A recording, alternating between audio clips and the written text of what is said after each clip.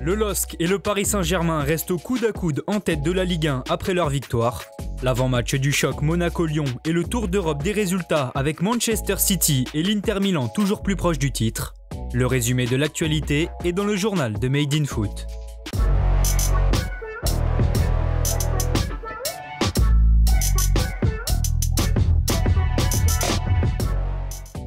Lille n'a pas tremblé. Dans l'obligation de gagner pour rester sur leur fauteuil de leader, les nordistes se sont tranquillement imposés 2-0 hier soir face à Nice.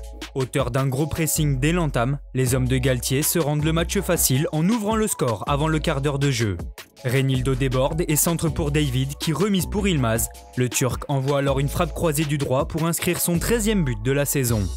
Après l'exclusion de Lotomba dès la 48e minute de jeu, les Dogs profitent de leur supériorité numérique pour faire le break. Suite à un centre de Reynildo mal renvoyé par Saliba, le ballon revient sur Celik. Le latéral décoche une volée de l'extérieur du pied qui termine sa course dans la lucarne. Jamais inquiétés par des Niçois qui n'ont pas tenté le moindre tir en 90 minutes, les Lillois s'imposent 2-0 et reprennent la tête de la Ligue 1, occupée quelques heures plus tôt par Paris. En l'emportant 2-1 face à Lens dans l'après-midi, les Parisiens avaient en effet mis la pression sur le LOSC en vain. Le PSG doit tout de même tirer du positif de ce succès face au sang et or, sorte de répétition générale avant la demi-finale retour de Ligue des Champions mardi face à Manchester City.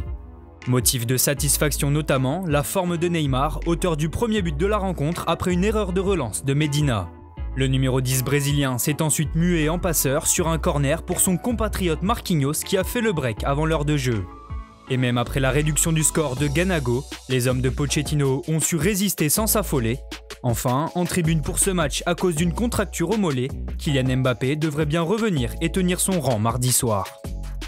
Cette 35e journée de Ligue 1 se poursuit avec 7 matchs à l'affiche, à commencer par Bordeaux-Rennes à 13h. Pour le multiplex de 15h, ça sera Brest-Nantes, Dijon-Metz, Lorient-Angers et Nîmes-Reims.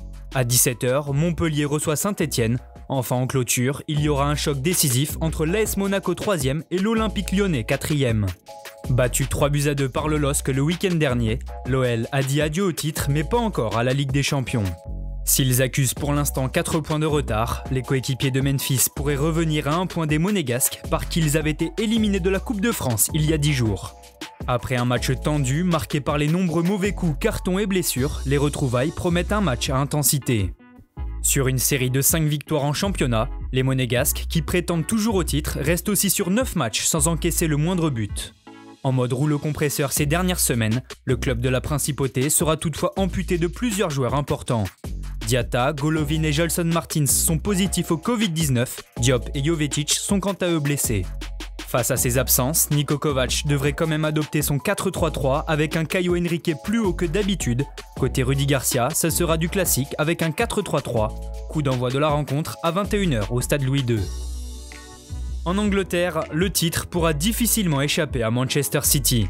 Malgré une équipe remaniée, les Sky Blues ont dominé Crystal Palace 2-0 grâce à Agüero et Ferran Torres. Les Citizens ont provisoirement 13 points d'avance sur Manchester United.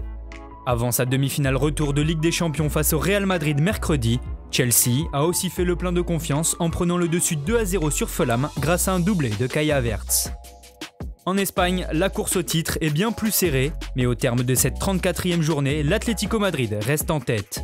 Les Colchoneros s'en sortent bien en s'imposant 1-0 face à Elche, qui a manqué un penalty à la dernière minute. Le dauphin, le Real Madrid, a également gagné dans la douleur, puisque les merengues ont dû attendre le dernier quart d'heure pour que Militao puis Casemiro ne leur offrent la victoire.